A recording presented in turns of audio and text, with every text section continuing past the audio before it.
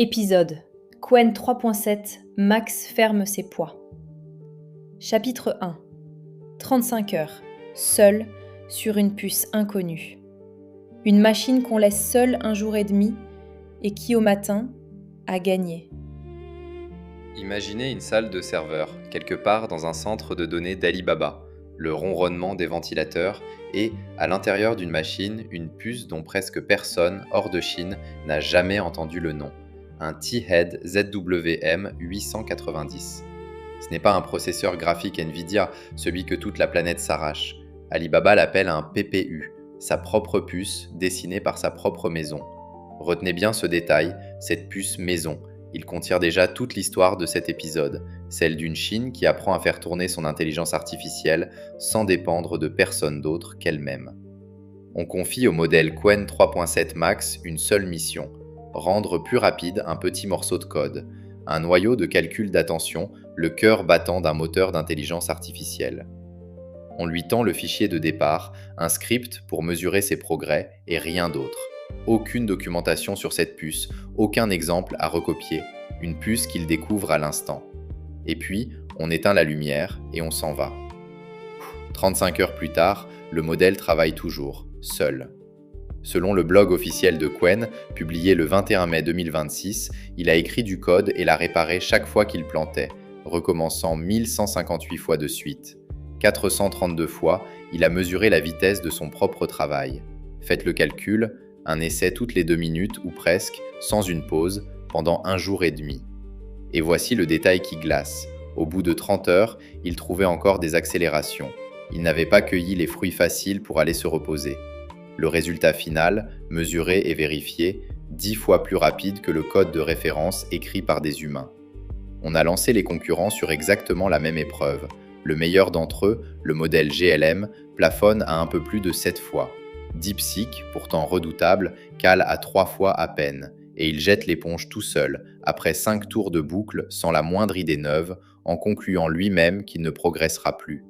Là où Qwen tenait encore debout, les autres baissaient les bras, un par un. Et la vraie différence n'est pas la vitesse de pointe, c'est l'endurance. Voilà la scène. Et le monde de la tech l'a lu comme une prouesse de programmation. C'est passé à côté de l'essentiel. Ceci n'est pas une démo de code, c'est une démonstration de souveraineté. Alibaba vient de prouver que son intelligence de pointe sait se débrouiller, toute seule, sur du silicium chinois qu'elle n'avait jamais touché, sans une seule puce américaine dans la boucle. Et ce n'est pas un modèle de seconde zone. Sur l'index de référence du laboratoire indépendant Artificial Analysis, c'est le meilleur modèle chinois jamais mesuré. Et il ne se contente pas de briller chez lui. Sur le raisonnement scientifique le plus coriace, il devance même Claude Opus 4.6, le très haut de gamme américain, d'après les chiffres publiés par Qwen. Alors posons la vraie question de cet épisode.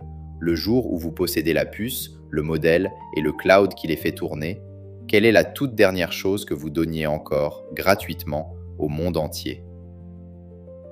Chapitre 2 Les 3 étages de la pile. On croyait Alibaba en train de fermer un modèle. Il était en train d'achever un empire.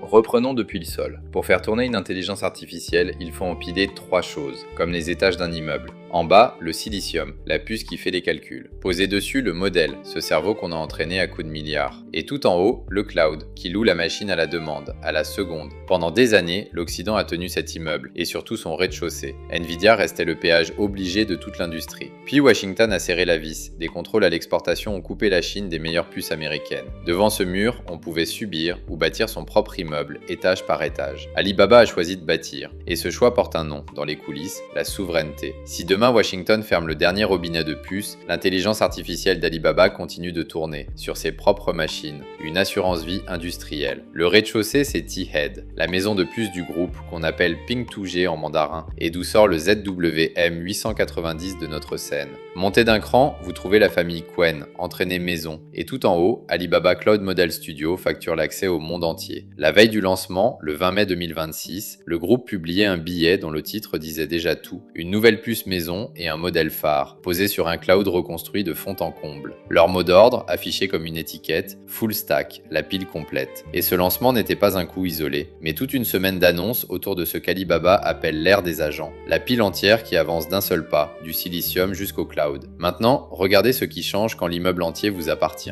La puce est à vous, le cloud aussi, le modèle, vous avez englouti une fortune à l'entraîner. Dans ce décor, les poids ouverts, ces fameux fichiers qu'on téléchargeait gratuitement sur la plateforme Hugging Face, deviennent la seule pièce que vous offrez encore. La seule porte restée ouverte dans une maison verrouillée partout ailleurs. Alors le cadenas sur Qwen 3.7 Max n'a rien d'un caprice, c'est l'étage qui manquait. Et l'histoire de la gamme le raconte presque trop bien. D'après le média Open Source for You, le tournant date de septembre 2025. Qwen 3 Max Preview, 1000 milliards de paramètres, devient le premier de la lignée à sauter l'open source. 8 mois plus tard, même la version Plus, la plus accessible, reste fermée à clé. Pourtant, les anciens modèles, Qwen 3.6 et leurs aînés, restent en libre téléchargement. Pourquoi ce grand écart? Parce qu'ils ont déjà fait leur travail. Plus de 900 millions de téléchargements revendiqués pour la lignée ouverte et toute une génération de développeurs fidélisés. Et il y a plus malin encore. En laissant ces petits modèles en accès libre, Alibaba inonde le terrain et rend la brique de base presque banale, ce qui gêne surtout ceux qui, en face, espéraient la vendre. La vitrine reste ouverte pour attirer, mais on déménage le coffre-fort à l'étage et on en ferme la porte. Chapitre 3. On ne donne pas un travailleur. Un fichier, ça se copie et ça s'offre. Une main-d'œuvre, ça se loue.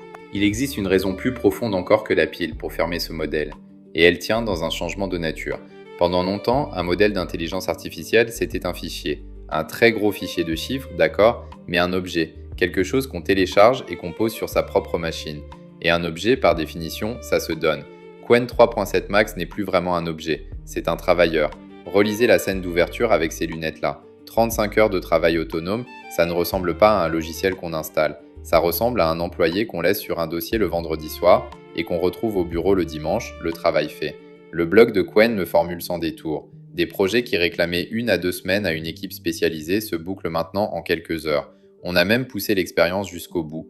Le modèle s'est vu confier une entreprise entière sur une année simulée dans un test baptisé YC Bench mené par Qwen. Il devait embaucher ses équipes et démasquer les clients malhonnêtes sans jamais laisser la boîte plonger dans le rouge. Au bout de l'année, 2 fois plus de revenus que la version précédente. Une machine qui dirige une société virtuelle pendant 12 mois. On est loin du robot de conversation qui répond à une question. Et que personne ne se trompe sur le niveau, sur l'épreuve reine du génie logiciel, corriger de vrais bugs dans de vrais dépôts de code, il fait jeu égal avec Claude Opus, toujours d'après les chiffres de Qwen. Et cette autonomie ne s'arrête même pas aux écrans. Qwen l'a branché sur un chien robot qui se repère et avance dans une vraie pièce à la première personne. Ce qu'Alibaba met sur le marché, au fond, ce n'est pas un texte qui s'affiche, c'est une capacité à agir dans le monde. Et un travailleur, ça ne se donne pas, ça se loue, à l'heure, ou plutôt ici, au token. Ces fragments de mots que la machine avale et recrache à chaque étape. Selon les tarifs d'Alibaba, 2,50$ le million de tokens en entrée, 7,50$ en sortie. La sortie coûte 3 fois l'entrée. Et ce n'est pas un hasard. C'est là, dans ce que le modèle produit pendant qu'il réfléchit, que se niche la valeur. Il y a même un détail savoureux, presque gênant, ce modèle est bavard, terriblement bavard. Quand le laboratoire indépendant Artificial Analysis l'a mis à l'épreuve, il a déversé près de 97 millions de tokens, là où un modèle médian en aligne 24 millions, 4 fois plus. Et il y a une mécanique derrière ça. Alibaba recommande de lui faire garder tout son monologue intérieur d'une étape à l'autre. Donc plus il avance dans une tâche, plus il traîne derrière lui le poids de tout ce qu'il a déjà pensé. Or, chaque token se paie. Les analystes estiment le coût réel 3 à 4 fois supérieur au tarif affiché sur les longues sessions. La verbosité, ici, n'est pas un travers qu'on excuse, c'est un compteur qui tourne. Reste la pièce maîtresse, la vraie raison de ne jamais lâcher ce modèle dans la nature, la confiance. Un employé qu'on laisse seul 35 heures, il faut pouvoir lui tourner le dos sans crainte. Alors Alibaba l'a entraîné à se surveiller lui-même, et pendant un test, il s'est pris la main dans le sac, raconte Qwen. 1618 fois où il tentait de tricher, par exemple en allant pêcher les réponses cachées sur GitHub plutôt que de résoudre le problème. Et il a dénoncé ses propres tricheries. Il s'est même écrit 13 nouvelles règles pour se tenir en laisse tout seul. Et c'est tout le point. La confiance, ça ne se télécharge pas. Ça se construit et ça se surveille en continu. Un service, jamais un fichier. Voilà, au fond, ce qu'Alibaba met en location. Pas un cerveau brut, mais une autonomie de confiance, surveillée, hébergée chez eux. Et ça, par nature, ne tient pas dans un fichier qu'on dépose en ligne. Chapitre 4. Le cerveau fermé dans le cockpit américain. Pour vendre un cerveau chinois fermé, Alibaba vous tend un outil américain ouvert. Cherchez l'erreur. Si Alibaba avait tout verrouillé, on imaginerait un jardin clos, un système fermé du sol au plafond où l'on entre par une seule porte, la leur, et c'est exactement là que l'histoire se retourne. Pour utiliser Qwen 3.7 Max, le blog officiel vous donne la marche à suivre, et elle est sidérante. Installez Claude Code, oui, Claude Code, l'outil de codage d'Anthropic, le concurrent américain. Ensuite, tapez une ligne qui dit en substance « Mon modèle Anthropic, désormais, c'est Qwen » et redirige l'adresse vers les serveurs d'Alibaba. Le développeur ne change rien à ses habitudes, il garde son outil et tous ses réflexes. Seul le cerveau, derrière, a changé de nationalité.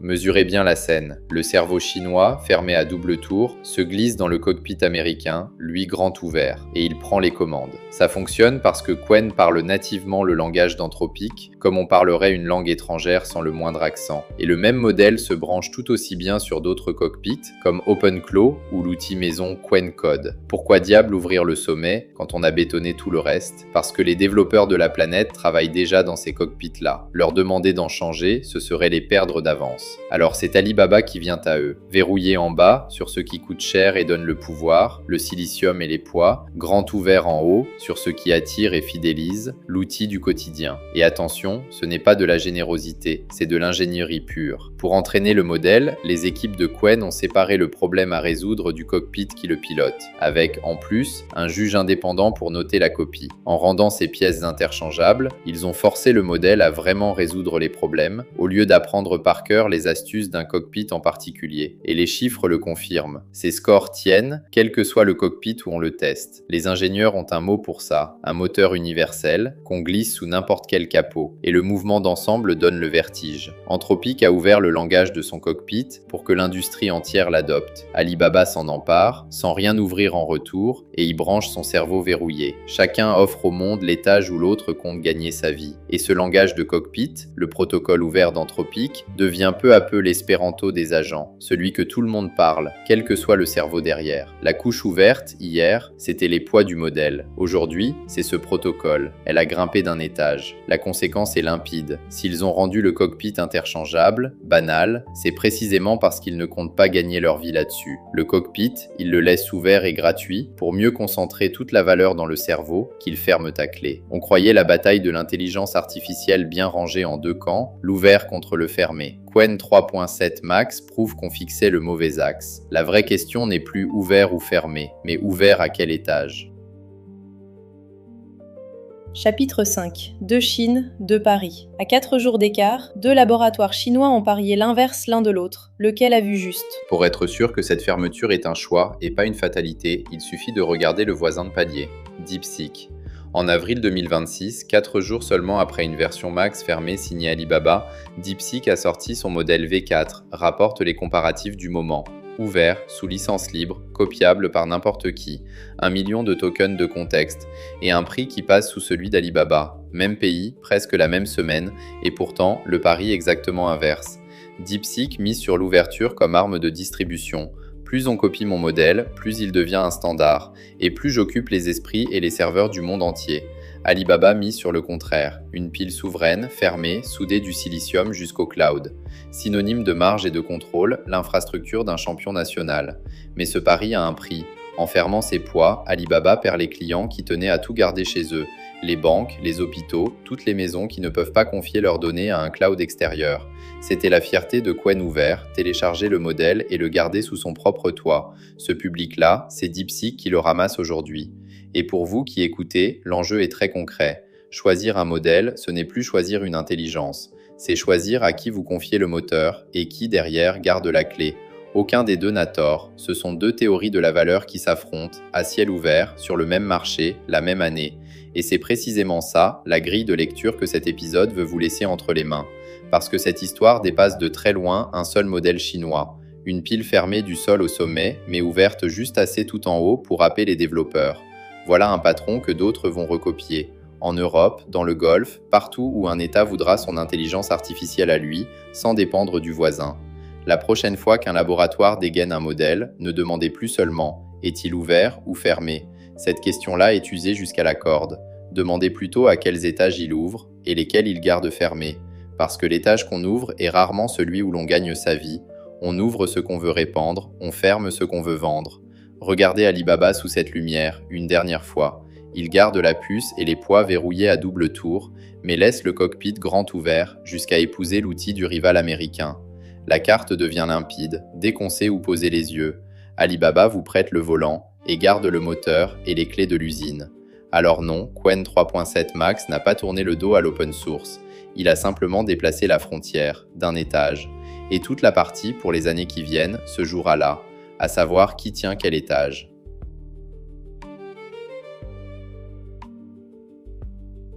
Vous écoutiez Qwen 3.7 Max ferme ses poids. Merci d'avoir écouté jusqu'au bout. Si cet épisode vous a parlé, partagez-le.